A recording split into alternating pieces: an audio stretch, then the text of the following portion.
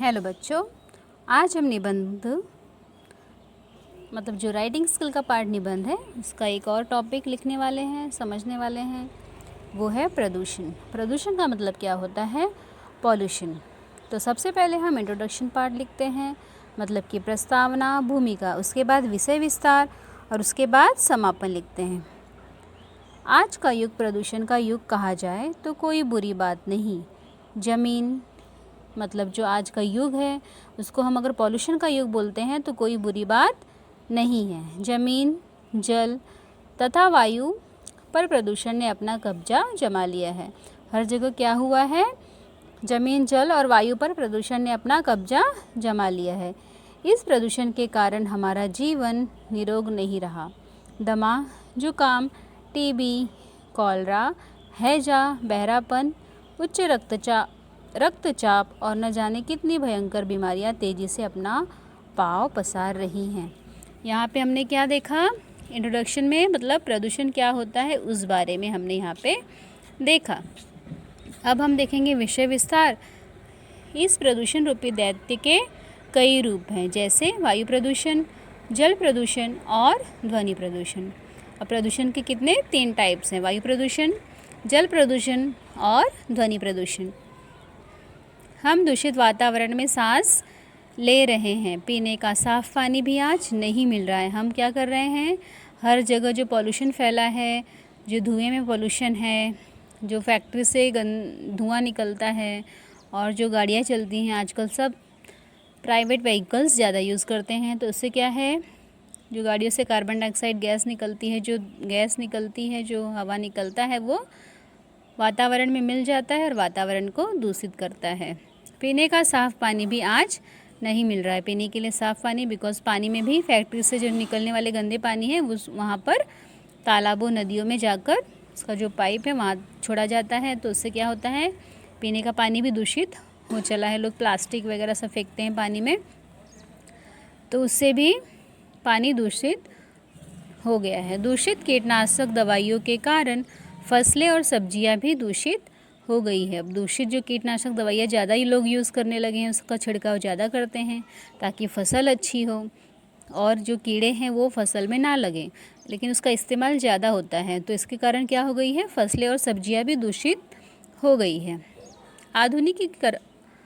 आधुनिकीकरण के कारण यंत्रों, गाड़ियों तथा नाना प्रकार के शोर हमारे कानों के पर्दे ही नहीं फाड़ रहे हैं। मतलब मॉडर्नाइजेशन जिसे आप कहते हो, मॉडर्न दिखाने के चक्कर में लोग क्या कर रहे हैं? मशीन का ज़्यादा इस्तेमाल, अधिक गाड़ियाँ और नाना मतलब अनेक प्रकार के शोर, बहुत सारी आवाज़ों के कारण हमारे कानों के पर्दे क्या हो गए हैं?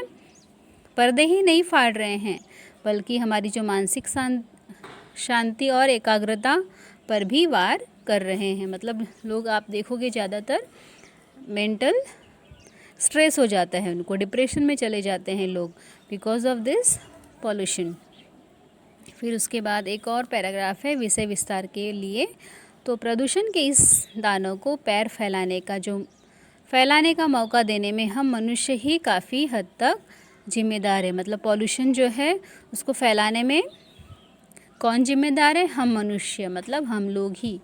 हमारी जनसंख्या दिन प्रतिदिन बढ़ती जा रही है। हमारा जो पॉपुलेशन है वो क्या हो रहा है? दिन प्रतिदिन बढ़ते ही जा रहा है। हम बढ़ती जनसंख्या को रोटी, कपड़ा और मकान दिलाने के चक्कर में जंगल काटते जा रहे हैं। इससे हमारे और प्रकृति के बीच का संतुलन बिगड़ता जा रहा है। प्रकृति के बीच का संतुलन कैसे बिगड़ रहा है? मतलब जितनी हमारी जनसंख्या बढ़ रही है उसके हिसाब से हमको पेड़ लगाना चाहिए, लेकिन हम पेड़ नहीं लगाते हैं, बस खाली अपनी सुविधा के लिए। और पॉपुलेशन बढ़ रही है तो उसको रहने के लिए मकान, फैक्ट्रीज़ वो सब ज़रूरत पड़ती है, तो वो लोग बना रहे हैं और पेड़ों को काटते जा रहे हैं। इससे क्या हुआ? प्रकृति और हमारे बीच जो संतुलन था वो बिगड़ता जा रहा है। जैसे आप देखोगे कि समय पे वर्षा नहीं हो रही है, ठंडी ज़्यादा पड़ रही है, गर्मी भी बहुत अधिक लगती है। ग्लोबल वार्मिंग के बारे में आपने सुना होगा। तापमान इतना ज़्यादा बढ़ जाता है कि जो बर्फ़ है वो, हिमालय की बर्फ़ जो है वो पिघलने लग गई है, जिससे मानव को बहुत खतरा है। तो लास्ट में हमको लिखना है समापन। आज हम इस प्रदूषण को रोक तो नहीं सकते हैं, हाँ कम जरूर कर सकते हैं। परिवार नियोजन के द्वारा हम जनसंख्या पर नियंत्रण पा सकते हैं। वृक्षारोपण करके हम प्रकृति तथा अपने बीच के असंतुलन को कम कर सकते हैं। हम लोग क्या कर सकते हैं, इसे रोक नहीं सकते लेकिन हाँ कम कर सकते हैं। वृक्षारोपण करके हम लोग क्या कर सकते हैं, प्रकृति मतलब नेचर और अपने बीच के असंतुलन को, जो बैलेंस बिगड़ा हुआ है, उसको कम कर सकते हैं। प्लास्टिक का उपयोग न करके हम पर्यावरण को दूषित होने से बचा सकते हैं। आपने भी देखा होगा, अभी प्लास्टिक बैन चल रहा था, मतलब प्लास्टिक का यूज़ न करें, उसकी जगह पे कागज़ की थैली जो होती है या फिर कपड़े की थैली का इस्तेमाल किया जाए। तो लोग कुछ समय तक उसको फॉलो करते हैं और उसके बाद वो फिर भूल जाते हैं, लेकिन उसका परिणाम भी हमें ही भुगतना है। इस प्रकार हम प्रदूषण को कम करने में अपना योगदान दे सकते हैं। इस प्रकार ये हो गया निबंध का समापन। तो आशा करती हूँ आपको ये निबंध अच्छी तरह से समझ में आ गया होगा। अब